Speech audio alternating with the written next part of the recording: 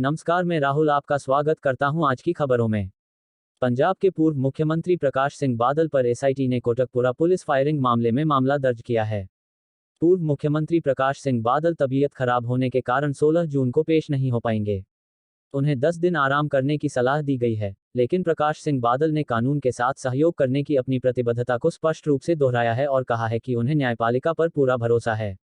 तबीयत खराब होने के कारण वह में की सुनवाई की नई तारीख तय करने को कहा। उन्होंने कहा, जैसे ही मेरी तबीयत में सुधार होगा, वह कानून के अनुसार जांच में शामिल होने के लिए अपने आवास फ्लैट नंबर 37, सेक्टर 4, चंडीगढ़ में मौजूद रहेंगे।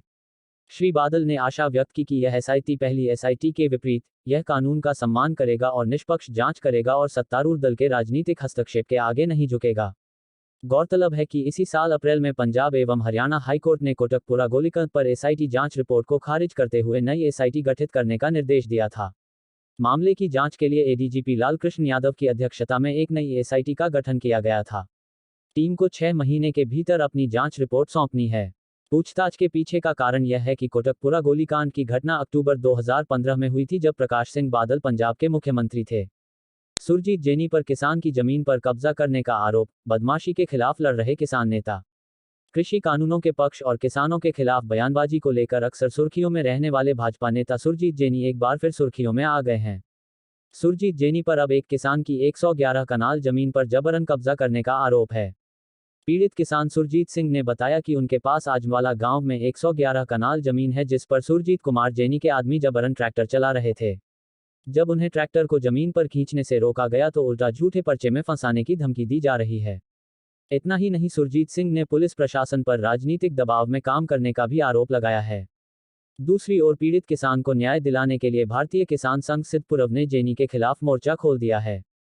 यूनियन नेताओं ने साफ कर दिया है कि वे किसी भी कीमत पर किसानों को सुरजीत सिंह से भिड़ने नहीं देंगे। अगली खबर हैरान करने वाली है। कोरोना की वैक्सीन पाकर चुंबक बन गया शरीर, जानिए क्या है पूरा मामला। कोरोना महामारी फैलने के बाद एक तरफ केंद्र सरकार देशवासियों से कोरोना की वैक्सीन लगवाने का आग्रह कर रही है। आज एक बहुत ही अजीबोगरीब मामला सामने आया है। कुछ दिन पहले महाराष्ट्र के नासिक में एक ऐसा मामला सामने आया था, जिसमें एक शख्स कोरोना की दूसरी डोज लगाने के बाद स्टील और लोहे की तरह चिपक जाने लगा, यानी उसके शरीर में चुंबक हो गया। ताज़ा मामला आज जालंधर से सामने आया, जहां शख्स ने कोरोना का इंजेक्शन लगाने के बाद उसे स्टील के बर्तन भी चिपकाने शुरू कर दिए। शख्स के मुताबिक जब उसने नासिक से खबर देखी तो उसकी पत्नी ने उसे भी चेक करने को कहा। अगली खबर, अब किसी मान्यता प्राप्त ड्राइविंग स्कूल से ड्राइविंग सीखें, फिर वहां से 5 साल के लिए स्थायी लाइसेंस प्राप्त करें। ड्राइविंग लाइसेंस बनवाने वालों के लिए अच्छी खबर है। ड्राइविंग लाइसेंस बनवाने के लिए अब आपको आरटीओ जाने और ड्राइविंग टेस्ट देने की जरूरत नहीं होगी। आप किसी मान्यता प्राप्त ड्राइविंग स्कूल से ड्राइविंग और टेस्ट लेना सीखकर ही लाइसेंस प्राप्त कर सकते हैं। सड़क परिवहन और राजमार्ग मंत्रालय ने मान्यता प्राप्त ड्राइवर प्रशिक्षण केंद्रों के लिए नए नियम पेश किए हैं। इन केंद्रों पर उम्मीदवारों को उच्च गुणवत्ता वाला ड्राइविंग प्रशिक्षण दिया जाएगा और जिन्होंने परीक्षा उत्तीर्ण की है उन्हें ड्राइविंग लाइसेंस प्राप्त करते समय दोबारा परीक्षा नहीं देनी होगी। नए नियम 1 जुलाई 2021 से प्रभावी होंगे। मान्यता प्राप्त केंद्रों द्वारा दी गई मान्यता 5 साल के लिए वैध होगी और इसे नवीनीकृत किया जा सकता है। वर्तमान में आरटीओ परीक्षण और लाइसेंस प्राप्त करने के लिए 10 वर्षों के लिए वैध है। ड्राइविंग प्रशिक्षण केंद्रों की मान्यता उन्हीं केंद्रों को दी जाएगी जो ड्राइविंग ट्रैक, आईटी और बायोमेट्रिक सिस्टम से संबंधित नियमों को पूरा करते हैं और निर्धारित पाठ्यक्रम के अनुसार प्रशिक्षण से संबंधित मानदंडों को पूरा करते हैं। उच्च गुणवत्ता वाले प्रशिक्षण के लिए ट्रैक होंगे। इन केंद्रों पर मोटर वाहन अधिनियम 1988 के तहत उपचारात्मक और पुनश्चर्या पाठ्यक्रम का लाभ उठाया जा सकता है। मंत्रालय ने कहा कि मान्यता प्राप्त प्रशिक्षण केंद्रों से ड्राइविंग प्रशिक्षण के बाद लाइसेंस घर पहुंच जाएगा। अधिकारियों को अनुरोध करने की आवश्यकता नहीं है। मंत्रालय के अनुसार हल्के चालकों के लिए 4 सप्ताह में 29 घंटे और मध्यम और भारी वाहनों के लिए 6 सप्ताह में 38 घंटे का प्रशिक्षण होना चाहिए। ड्राइवरों को व्यवहार और अनुशासन भी सिखाया जाएगा। सेंटर पर parking, reverse driving, downhill training की जरूरत होगी। जो लोग इस प्रकार का ड्राइविंग प्रशिक्षण संस्थान चलाना चाहते हैं, वे राज्य सरकार के पास आवेदन कर सकते हैं। अगली खबर, गैंगस्टर जयपाल भुल्लर के परिजन हाईकोर्ट पहुंचे और हकीकत सामने लाने की मांग की। कोलकाता में पुलिस मुठभेड़ में मारे गए गैंगस्टर जयपाल भुल्लर के परिवार ने पंजाब और हरियाणा उच्च न्यायालय का दरवाजा खटखटाया है। वे मुठभेड़ की जांच की मांग कर रहे हैं। कोलकाता में पुलिस के साथ मुठभेड़ में मारे गए गैंगस्टर जयपाल भुल्लर का रविवार को पूरी तैयारी के बावजूद अंतिम संस्कार नहीं किया जा सका। परिजनों का आरोप है कि जब जयपाल के शव को अंतिम संस्कार के लिए नहलाया गया तो उसके शरीर पर कई जगह फ्रैक्चर के निशान मिले। इसके बाद से परिवार ने जिला प्रशासन और पुलिस अधिकारियों से दोबारा पोस्टमार्टम की मांग की है। वहीं उनके भाई अमृतपाल भी बख्तरबंद वाहन में कड़ी सुरक्षा के बीच फिरोजपुर शहर के कब्रिस्तान में भुल्लर के अंतिम संस्कार में शामिल होने पहुंचे थे, लेकिन अचानक संदेश मिला कि भुल्लर का अंतिम संस्कार नहीं किया जाएगा। वहीं जिला अधिकारियों ने बताया कि एक बार पोस्टमार्टम हो जाने के बाद दोबारा नहीं किया जा सकता। इसके बाद परिवार के साथ एसडीएम ने किया। अमित गुप्ता और एसपी जासूस के साथ बंद कमरे में बैठक के बाद परिवार ने कहा कि वे पंजाब और हरियाणा उच्च न्यायालय का दरवाजा खटखटाएंगे और दोबारा पोस्टमार्टम की मांग करेंगे।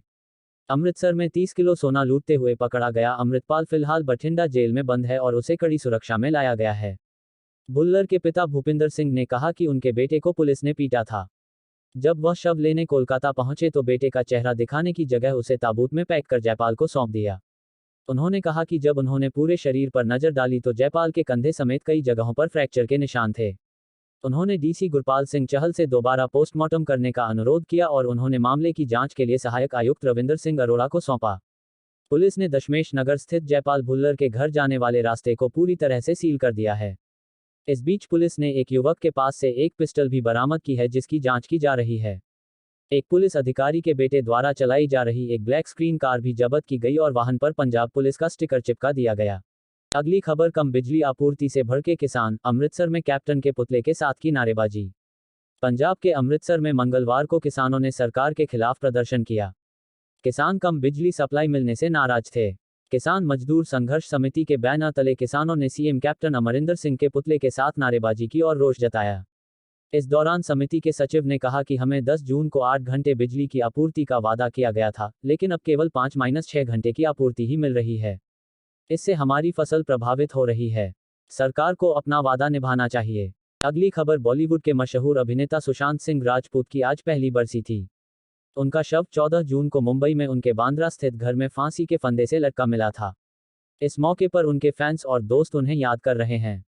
इस बीच बॉलीवुड अभिनेत्री रिया चक्रवर्ती ने आज सुशांत सिंह राजपूत की पहली पुण्यतिथि पर एक भावनात्मक पोस्ट साझा किया। सुशांत सिंह राजपूत का आज निधन हो गया। रिया चक्रवर्ती की इमोशनल पोस्ट किया। सुशांत को याद करते हुए रिया ने कहा, ऐसा कोई पल नहीं है जब मुझे विश्वास नहीं होता कि तुम अब यहाँ नहीं हो। वे कहते हैं कि समय के साथ सब कुछ बेहतर हो जाता है, लेकिन तुम मेरे समय और सब कुछ थे। मुझे पता है अब तुम मुझे देख रहे हो, चांद तुम्हारी दूरबीन से और मेरी रक्षा कर रहा है। मैं हर दिन तुम्हारा इंतजार कर रहा हूँ, मैं हर जगह तुम्हारी तलाश कर रहा हूँ, मुझे पता है कि तुम मेरे साथ हो।